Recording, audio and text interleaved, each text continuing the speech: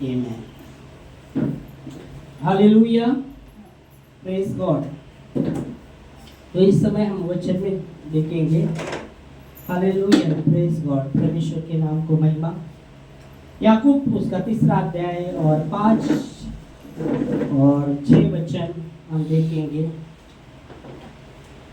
जबान के विषय में कहा गया है। जबान ऐसी आग है। वचन कहता है जबान एक हमारे शरीर में छोटा सा एक भाग है, पर वचन कहता है, हम देखते हैं वचन में याकूब उसका 3रा अध्याय और 5 और 6 वचन। वैसे ही जीभ भी एक छोटा सा अंग है। ओके, खास करके हम जब 5 में देख रहे हैं तो 3-3 से पढ़ेंगे। चलो 3-3 से आगे। जब हम अपने वश में करने के लिए हाँ, घोड़ों के मुंह में लगाम लगाते हैं। जब हम घोड़ों को वश करने के लिए उसके घोड़ों के नाक में लबान लगाते हैं, तो हम उसकी सारी देह को भी घुमा सकते हैं। हाँ, तो हम उसके सारे देह को भी घुमा सकते हैं। देखो जहाज भी यद्यपि ऐसे बड़े होते हैं, जहाज भी ऐसे बड़े होते हैं और प्रचंड वायु से चलाए जाते हैं, और प्रचंड वायु से चलाए जाते हैं, तो भी एक छोटी सी पतवार के द्वारा माझी की इच्छा के अनुसार घुमाई जाती है। हाँ, माझी की इच्छा के अनुसार घुमाए जाते हैं। आगे, वैसे ही जीभ भी एक छोटा सा अंग है। वैसे ही जीभ भी एक छोटा सा अंग है, वो बड़ी बड़ी डींगे मारती है। ओ बड़ी बड़ी डींगे मारती है। ओ जीभ भी एक छोटा सा अंग है और वो बड़ी बड़ी क्या करती है? डींग मारती है। ओ देखो, जीभ हमारे शरीर में एक छोटा सा अंग है, पर वो वचन कहते हैं वो बड़ी बड़ी डींग मारती है। और बाइबल कहती है, परमेश्वर का वचन हमें बताता है, कल के विषय में डींग मत मार। कल के विषय में डींग मत मार कि तुझे नहीं पता दिन भर क्या हो सकता है। नीति वचन 27:1 में लिखा गया है, कल के विषय में डींग मत मार। हम पढ़ेंगे नीति वचन 27:1 में। नीति वचन 27:1।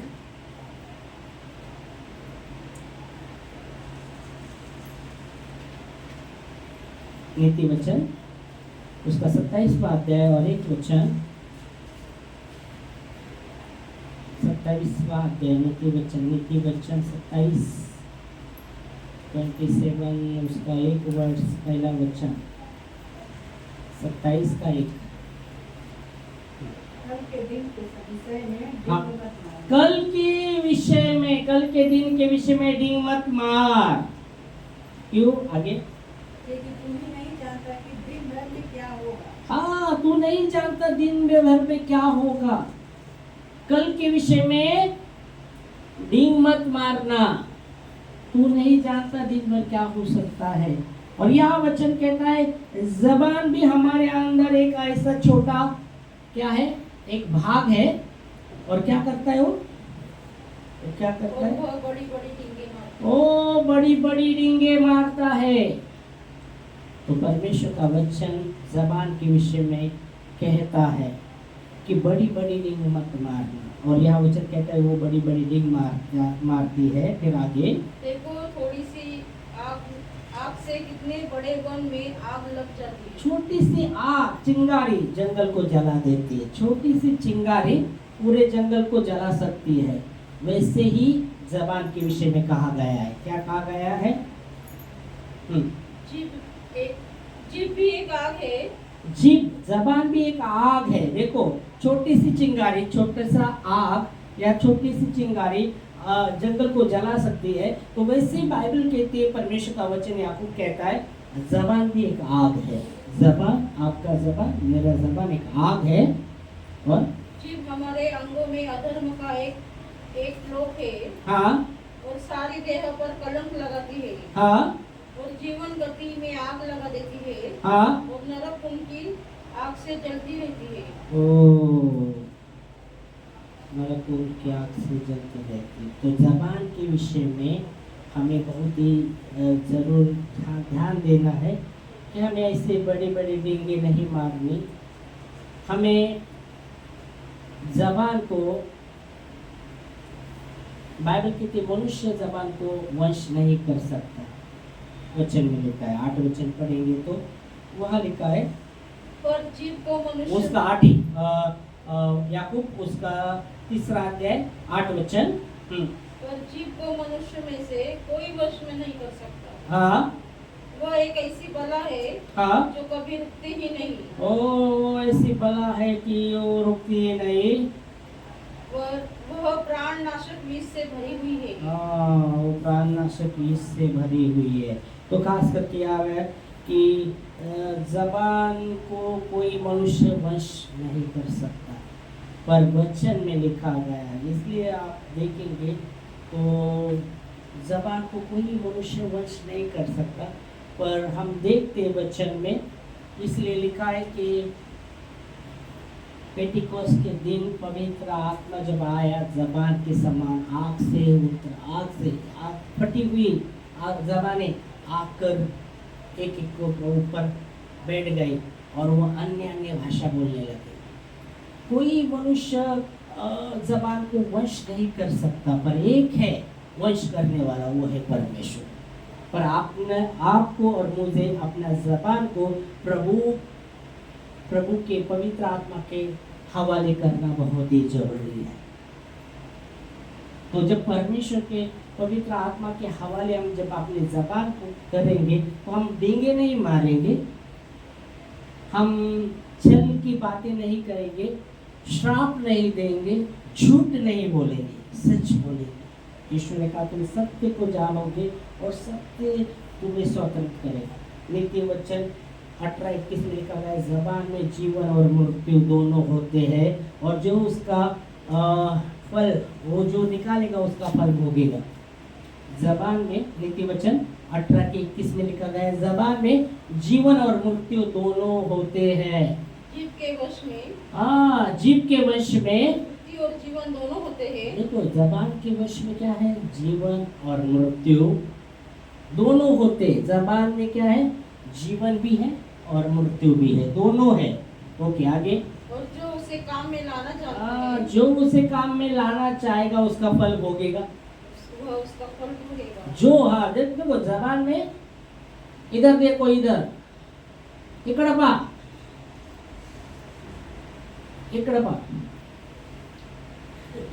जबान में जीवन और मृत्यु होते हैं और जो उसका फल, जो वो निकालेगा उसका फल भोगेगा। तो जबान में जीवन और मृत्यु है, तो जीवन की बातें बोलना बहुत ही जरूरी है। अगर मृत्यु की बातें बोलते हैं, नकारात्मक बातें अगर बोल रहे हम, वो नकारात्मक बातें ही हमारे जीवन में होता रहे। समझ में आ रहा है आपको? इसलिए हमें सकारात्मक बोलना, जीवन की बातों को बोलना बहुत जरूरी है। जीवन की बातों को, शांति की बातों को बोलना बहुत जरूरी है। आशीष की बातों को बोलना बहुत जरूरी है। श्राप की बातों को नहीं बोलना चाहिए। समझ में आ रहा है?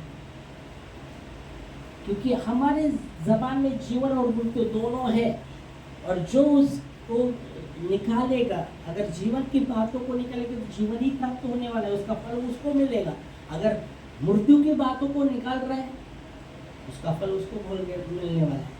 अगर सकारात्मक बातों को निकाले तो सकारात्मक बातें उनके जीवन में होता रहेगा। अगर बार बार नकारात्मक बातों को ही निकाल रहे हैं तो नकारात्मक बातें ही उनके सामने, उसका फल वो भोगेंगे। समझ में आ रहा है? तो इसलिए हमें जीवन की बातों को निकालना, सकारात्मक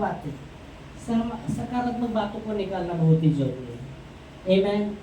क्योंकि वचन सत्य है, वचन सत्य है। जबान में जीवन और मृत्यु दोनों होते हैं और जो उसका काम में लाएगा उसका फल भोगेगा। अगर वो जीवन का काम में लाएगा तो उसका फल भोगने वाला है। अगर वो मृत्यु के काम में ला रहा है, नकारात्मक बातों को बोल रहा है, बार बार नकारात्मक, तो वही उसके सामने होने वाला है। नकारात्मक विश्वास की बातों को बोलना बहुत जरूरी है। हो सकता है आपके जीवन में कुछ ऐसी बातें हैं परिस्थिति आप देखते हो वो बदल रहा नहीं, पर आपको विश्वास से बोलना चाहिए कि प्रभु हाँ ये परिस्थिति को आप बाहर निकाल रहे हो, उस परिस्थिति से बदल रहा है मेरे जीवन में। पर आप बोलेंगे ये कभी बदलता नहीं, ये कभी होने वाला नहीं, ये ऐसा होने वाला नहीं, ये ऐसा तो क्या होने वाला है? वैसे ही होने वाला। तो वचन के अनुसार समझ में आ रहा है? इसलिए बाइबल कहता है नीति वचन में 17 के 27 में, जो संभल कर बोलता है वो ज्ञानी पुरुष ठहरता है, जिसकी आत्मा शांत होती है वो समझने वाला पुरुष ठहरता है।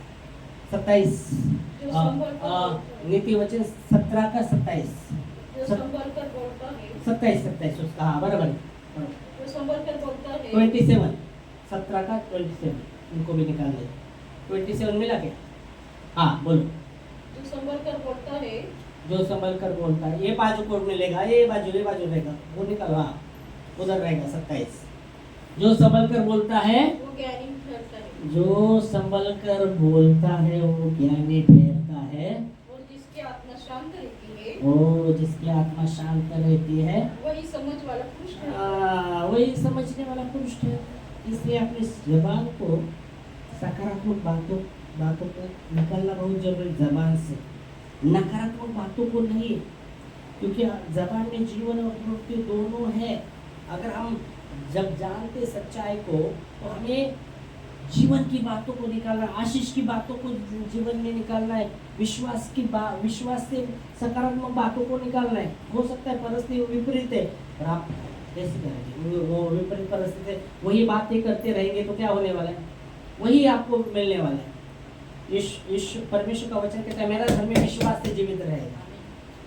विश्वास की बातें नहीं निकल रहे तो कैसा विश्वास से जीवित रहने वाला है? विश्वास की बातें नहीं, ऐसे परिस्थिति में विश्वास की बातें नहीं। बार बार अपन क्या बोलते हैं? ये परिस्थिति बदलता है, ये मेरा तकलीफ कभी निकलता नहीं, हेलो ये बंधन टूटता ही नहीं मेरा, तो क्या होने वाला है? वो और भी मजबूत होने वाले बंधन। आप बढ़ावा दे रहे हो उसको मजबूत होने के लिए, वो कमजोर भी रहेगा तो आप आपके बातों से उसको क्या कर रहे हैं? मजबूत कर रहे हैं। समझ में आ रहा है? क्योंकि आपने उसको बढ़ावा दिया है आपके जीवन में, और वो इसलिए वो और भी ये हो रहा है, मजबूत हो रहा है। पर आपको ऐसे परिस्थिति में हो सकता है मेरे जीवन में बंधन है, पर परमेश्वर मैं विश्वास के साथ बोलता हूँ, परमेश्वर मुझे उस बंधन से छुड़ा रहा है। Praise God. वो बंधन को कमजोर करके मुझे बाहर निकाल रहा है। Praise God. ये विश्वास की बातें हैं, ये विश्वास की बातें हैं। हालेलुया। और कल के विषय में टीक मत मार। कुछ लोग टीक करवाते, देखो अगले हफ्ते जाएंगे चर्च को। अरे कल पता नहीं क्या होगा तेरे साथ। ये बोल रहा अगले हफ्ते में जाएंगे चर्च को, बोलते देखेंगे अगले हफ्ते जाएंगे चर्च। हाँ, पर परमेश्वर के लिए जो भूखा है वो चर्च को कभी नहीं बोलो। प्रेम परमेश्वर को अच्छी खींचेगा, कैसे भी मुसीबत हो वो आएगा परमेश्वर के चरणों में। इसलिए मेरा उदाहरण दिया, मेरा बेटा आईसीयू में था, मैं इधर आता था चर्च चलाने के लिए, मालूम है बेटे। मैं दिन भर उधर रुकता था चर्च का समय, पत्नी को उधर बैठाता था और मैं यहाँ सर्विस करता था। पर चर्च बंद नहीं किया हमने, ऐसी परिस्थिति में भी चर्च बंद नहीं किया। मेरा भाई जब गुजर गया, संडे था, उनको लगा शाम का चर्च नहीं होगा, मैंने चर्च चलाया। ऐसी परिस्थिति, ये प्रेम परमेश्वर। नहीं तो कुछ बोलो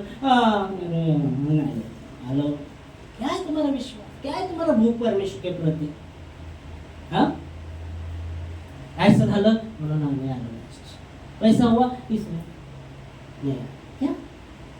ये विश्वास की बातें नहीं, विश्वास की बातें। यीशु मसीह ने कहा चलो पार जाएंगे, और अचानक तूफान आया, आंधी आई। बाइबल कहते शिष्य लोग डर गए वो तूफान आंधी को, जब वो नाव में जहाज में वो जब आ रहा है वो डर गए और यीशु मसीह को ढूंढने लगे। वो डर के मारे उधर ही बैठे नहीं, यार अभी डूब जाएंगे।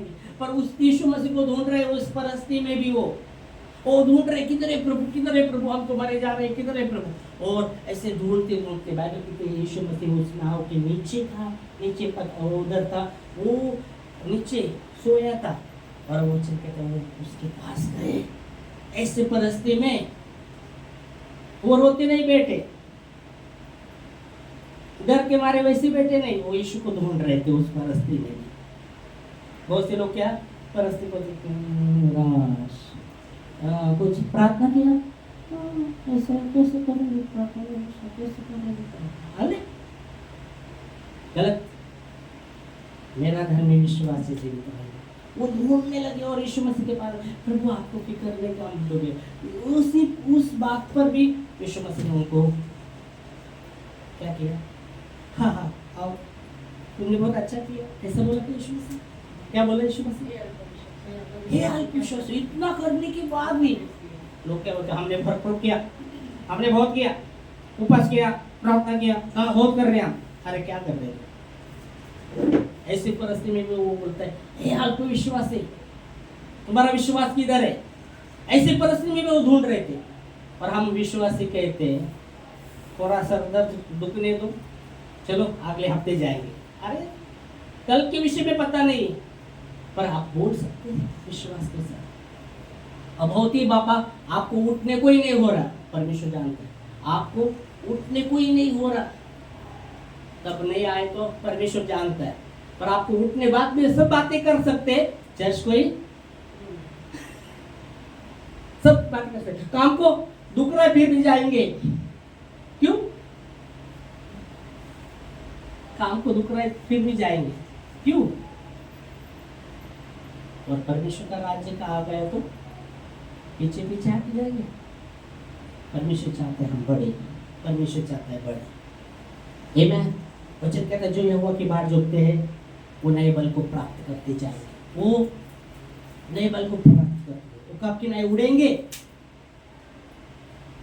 वो दौड़ेंगे, शमित नहीं होंगे। किसके विषय में? परमेश्वर के वचन के विषय में कहा गया है। वो किसकी बाट जोतते? परमेश्वर की बाट जोतते, वो दौड़ेंगे। किसके लिए दौड़ेंगे? परमेश्वर के वचन के लिए। हम किसके लिए दौड़ रहे हैं? दूसरे संसार की बातों के लिए दौड़ रहे हैं।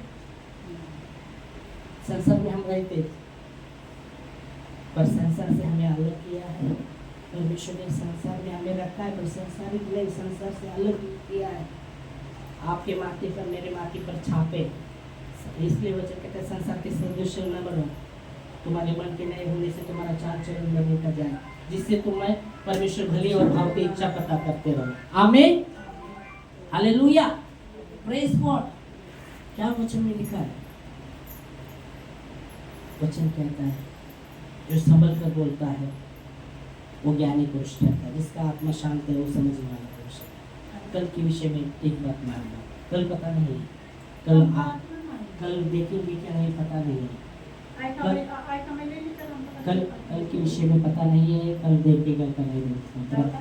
परमेश्वर का अनुग्रह है, परमेश्वर का दया है कि वो प्रतिदिन हमको दिखाता है। आमीन, हालेलुया, प्रेज गॉड। परमेश्वर को महिमा, उसके अनुग्रह के द्वारा वो प्रतिदिन हमको दिखाता है। हालेलुया, प्रभु के अनुग्रह के द्वारा वो दिन दिखाता है, कितना वो दयालु परमेश्वर है। और हम उसके वो परमेश्वर ने हमको क्या सब आसान चाहिए, सब आसान, सब आसान, कष्ट न को, कष्ट न को, मेहनत नहीं, सब आसान, सब हमारे पास आना चाहिए सब। अब्राहम को परमेश्वर ने कहा तेरे पिता का घर छोड़ वो उस देश में चला जाए, वो तो नहीं पता उसका, घर में तो सब कुछ मिल रहा था उसको, ये विश्वास की बातें, देखो सब कुछ उसको घर में था पिता के, पर परमेश्वर का वचन जब उसके पास आया, तुझे अपने पिता का घर छोड़ के वहाँ जो देश में बता रहा वहाँ जाना है। अभी उसको पता नहीं है वो देश कहाँ है, किधर है, कैसा है, सुविधा है, तो परमेश्वर बोल रहा है उठा।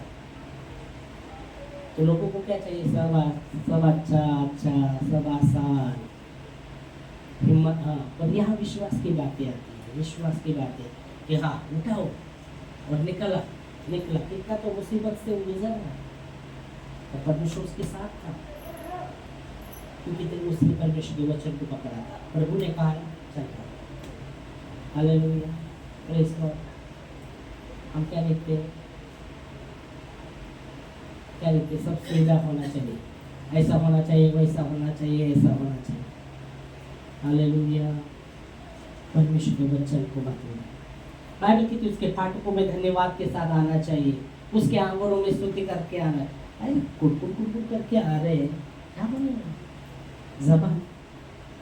उसके फाटकों में धन्यवाद, जबान को धन्यवाद के लिए इस्तेमाल करना है। कुड़कुड़ नहीं ले रहा है, कुड़कुड़ करते रहते। उसके आंगनों में स्तुति के साथ, स्तुति तो किधर? चेहरे पर 12 बजे। बाइबल कहता है वचन के विरुद्ध में ये बात है, क्योंकि बाइबल कहता है दावीद ने कहा भजन संहिता 16:11 में, तू मुझे जीवन का मार्ग दिखाएगा, तेरे निकट आनंद की भरपूरी है, तेरे दाहिनी ओर सुख सदा रहता है। तेरे निकट आनंद की भरपूरी है। परमेश्वर के निकट आप आए पर आपके जीवन में आनंद नहीं दिखता, वचन के विरुद्ध में बातें हैं। तो परमेश्वर के वचन के विरुद्ध में है। उसके फाटकों में धन्यवाद के साथ, उसके आंगनों में स्तुति के साथ प्रवेश करो। परमेश्वर का वचन कहता है भजन संहिता 100:4 में, पर आप परमेश्वर के आंगन में कैसे आते हैं? उसके फाटकों में धन्यवाद के साथ आते हैं क्या? हाँ, आप उनको लोग हमने दिया धन्यवाद, हमने दिया हर दिन धन्यवाद। हाँ, घर में हम धन्यवाद देते, पर प्रभु के फाटकों में आते उस समय कैसे धन्यवाद के साथ आते, आनंद के साथ आते, स्तुति के साथ आते। घर से निकले स्तुति के साथ आते क्या? प्रभु के फाटक आंगन में आ रहे हो स्तुति के साथ। दावीद कहता है किसी ने बोला मुझे चलो प्रभु के मंदिर को चलो, मन मेरा आनंद से भर गया। समझे? हम कैसे कह रहे हैं? पुश करते लोग हमको, चला जायचे, प्रॉब्लम मजबूरी है, जाना जरूरी है, मजबूरी जाना जरूरी है। नहीं बाबा, ऐसा कैसा आशीष मिलेगा रे बाबा? दर्द हो रहा है, चलो जाना जरूरी है। ऐसे भी है कुछ लोग को दर्द हो रहा है, बैठ गए। बाइबल की कहता परमेश्वर का उसके निकट आनंद की भरपूरी हो सकता है। आपके जीवन में कितना भी दुख है, बाजू पर, इसलिए बोला जब मेरे भाई का जब संडे को उसको सुबह दफनाया हमने और शाम को चर्च किया, वो हमें आराधना कर रहा था, आराधना कर रहा था। इसका मतलब ये नहीं था मेरे को दुख नहीं था, वो दुख को बाजू पर मेरे दुख की चाकू में बहुत से लोग पड़ोसी से बोलते हैं ना, ऐसा पड़ोसी बोलते हैं वैसा तो जब गुजरा ना ऐसा तो अरे बाप रे, उसके बाप गुजर दिए भी प्रार्थना भी चला रहा है। देखो और कुछ लोग बोलते हैं अरे मेहमान आ गए तो चर्च में नहीं आ गए। मेहमान आ गए, हाँ ये ना तो मेहमान आ गए। पापा बोले अरे वो क्या बता रहा चाहता परमेश्वर के प्रति किधर है तुमको भूख और किधर है प्यास? यीशु मसीह ने कहा धन्य है वे लोग जो भूखे और प्यासे हैं, वे तृप्त किए जाएंगे। और आपके अंदर प्यास ही नहीं, भूख ही नहीं, आपको भूख भी नहीं लग रहा, प्यास भी नहीं लग रहा, तो प्रॉब्लम आपके अंदर है, क्योंकि और कुछ खा रहे आप। अभी अगर आपका घर का आप खा रहे नहीं, आपको भूख नहीं लग रहा, प्यास नहीं, बाहर के खा के आ रहे हैं, तो किधर पेट आप पहले ही भरा है तो कैसे खाएंगे? हाँ, प्रॉब्लम आपके अंदर है, दूसरा ही कुछ खा रहे, स्वादिष्ट मन को अच्छा लगता है।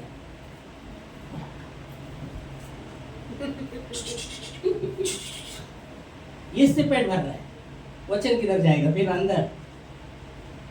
हाँ, काना को से चालू है, तो वचन जबान में जीवन मृत्यु, ये फैक्ट है, सच्चाई बोलता, ये सच्चाई बोलता।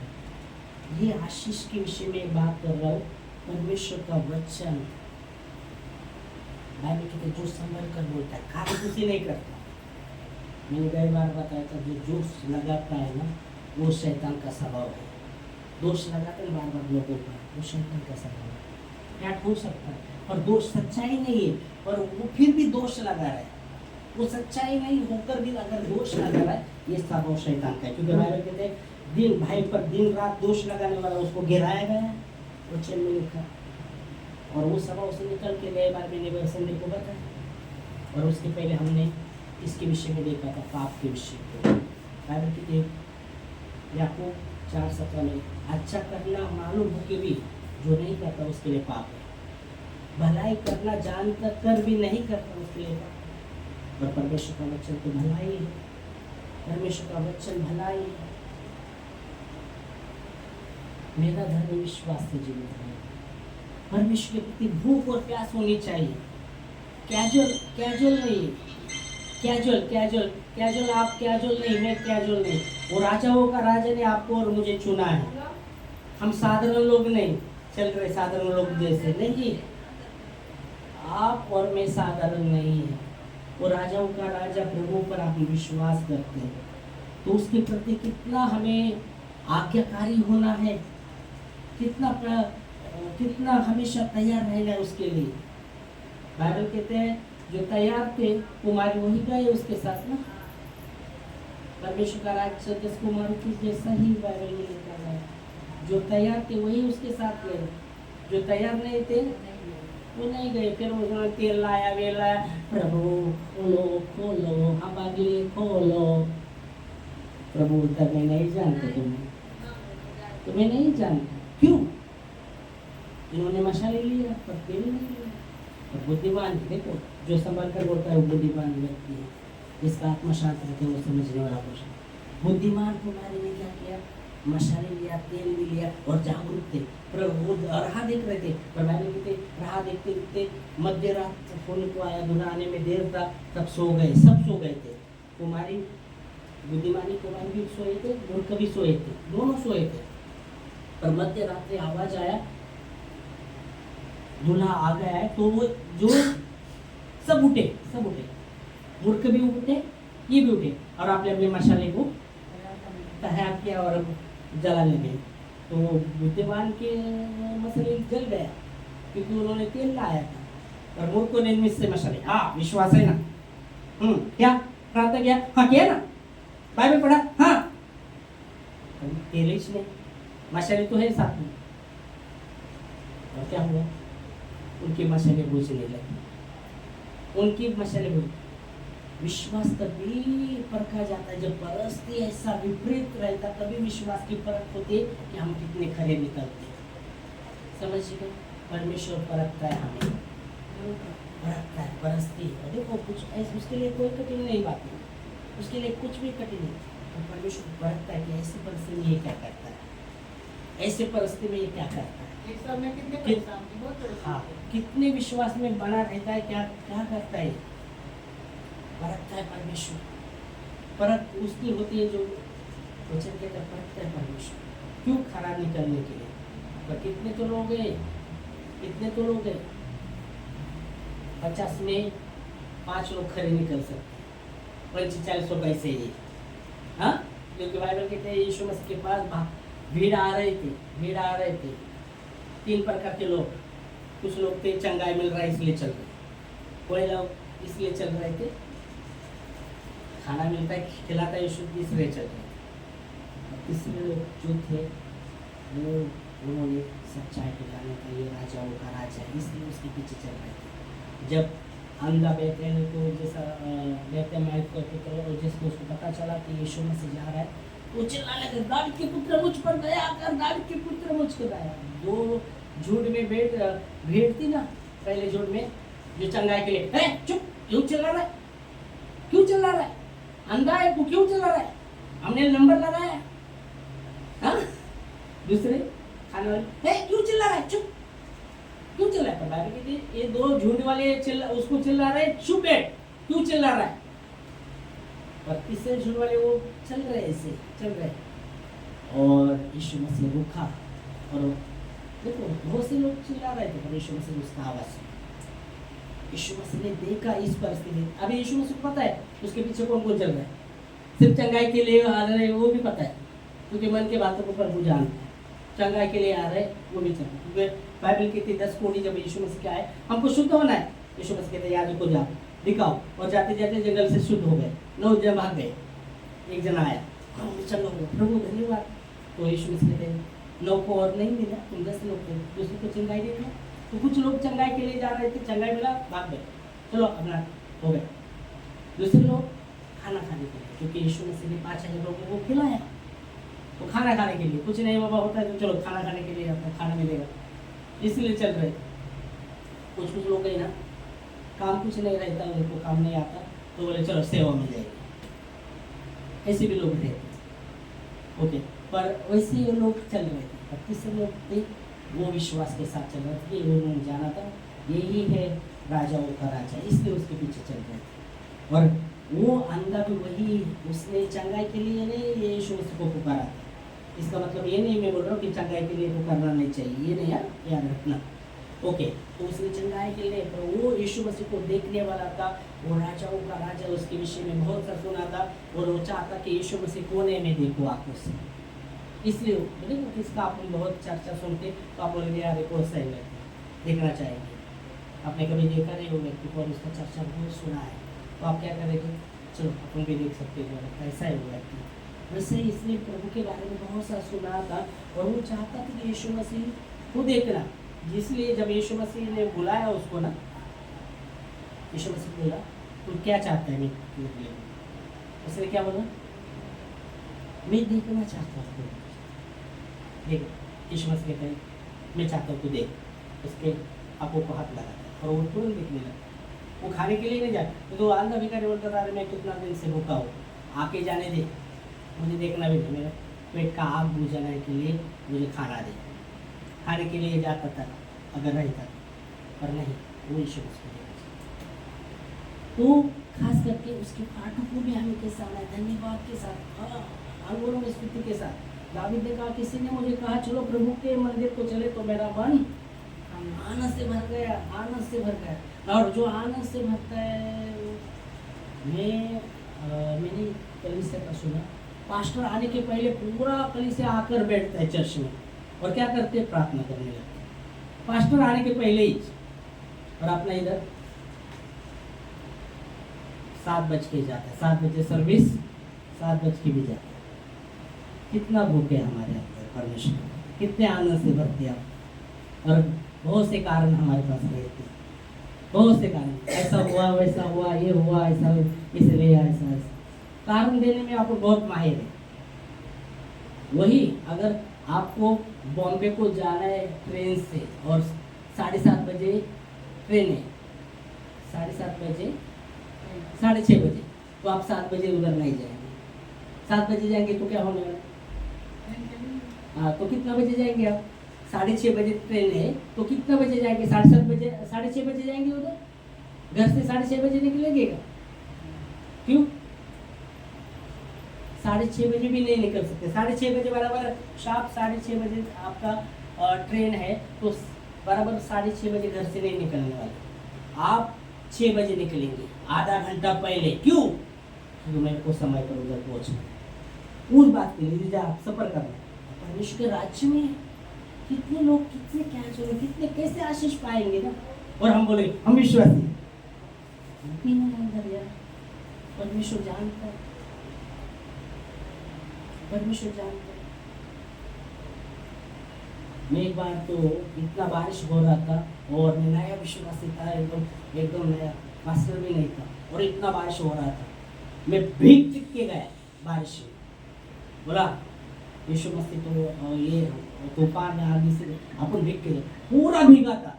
और जब गया चर्च में, पीछे कुर्सी पर चेयर पर बैठा नहीं, पीछे एकदम पीछे रुका, पानी ऐसा टपक रहा था पूरा भीग कर।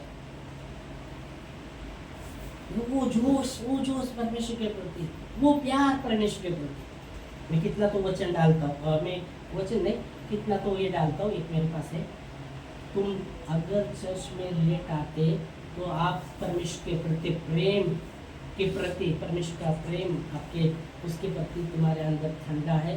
और दूसरी बात, आप वफादार नहीं परमेश्वर के प्रति। हो सकता है कभी कभी लेट हुआ, पर हमेशा लेट प्रॉब्लम है वहाँ, हमेशा ही लेट रहता है, हमेशा लेट रहते हैं, हमेशा लेट आ रहे। प्रॉब्लम हमारे अंदर है, प्रॉब्लम हमारे अंदर। ये दोष लगाने के लिए नहीं बोल रहा, सुधारने के विषय में बात कर रहा। नहीं तो आप बोलोगे इसको पकड़ा उसको पकड़ा, नहीं, आप हमारे अंदर आशीष हमको चाहिए। हाँ, प्रॉब्लम हमारे वो प्रॉब्लम को जड़ तक जाना जरूरी है, तभी वो जड़ से निकल जाएगा।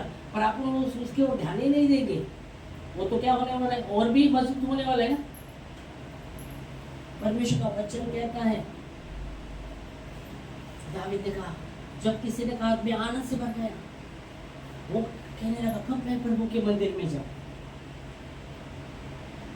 संडे का मेरा वचन ये है, आनंद, परमेश्वर के प्रति कितना भूख है, कितना प्यास है हमारे अंदर। परमेश्वर वफादार है, हमारे हर बातों में वफादार रहता है। क्या हम उसके साथ वफादार रहते हैं, ईमानदार रहते हैं? परमेश्वर वो अपेक्षा करता है, हम सबसे अधिक वो चाहता है कि ईमानदारी।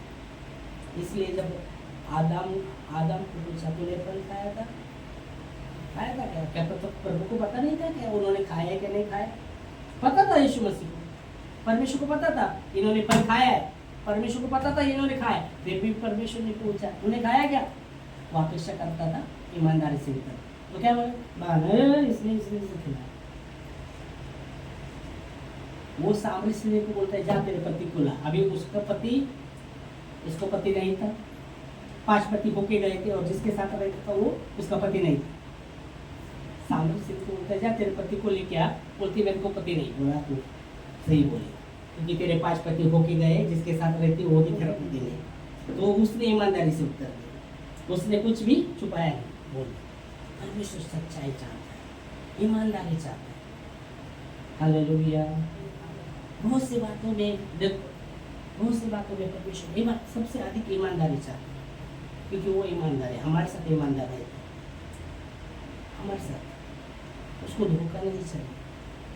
धोखा मलाकी में लिखा गया है, धोखे से वो नफरत करता है, धोखा देने वाले से। वो कहता है मैं तुम्हें कभी धोखा नहीं दूंगा, कभी नहीं छोड़ूंगा, कभी नहीं ठुकराऊंगा, धोखा भी नहीं दूंगा, तेरा मन का चले। पर हम अगर धोखा देंगे, उसके साथ ईमानदारी से नहीं चले, परमेश्वर के साथ ईमानदारी से नहीं चले। हम विश्वास करते पर हमारे भी साथ ईमानदारी से नहीं चले, तो क्या कर रहे हैं? परमेश्वर को धोखा दें। ईमानदारी बहुत ही है, और धोखा देकर कोई आशीष नहीं मिल सकता। किधर भी जाओ, विनहीन के पास जाओ, वो चंगाई बहुत करता है, विनहीन के पास खड़े नहीं होगा आपके साथ जीवन में कुछ। उसके फाटकों में धन्यवाद, उसके आंगन में स्तुति के साथ परमेश्वर। आमीन। इस समय हम खड़े होंगे प्रार्थना में, और इसलिए अपना ज़बान को हमें संभालना है। जीवन और मृत्यु ज़बान में है। प्रभु धन्यवाद आपके वचनों के लिए जो विश्वसनीय और सच्चे हैं। वचन को हमारे हृदय में भी घेर लेते, ये वचन हमारे लिए भी है कि आपके साथ हम ईमानदार रहे, वफादार रहे, और हमारा ज़बान में जो जीवन और मृत्यु है और उसका फल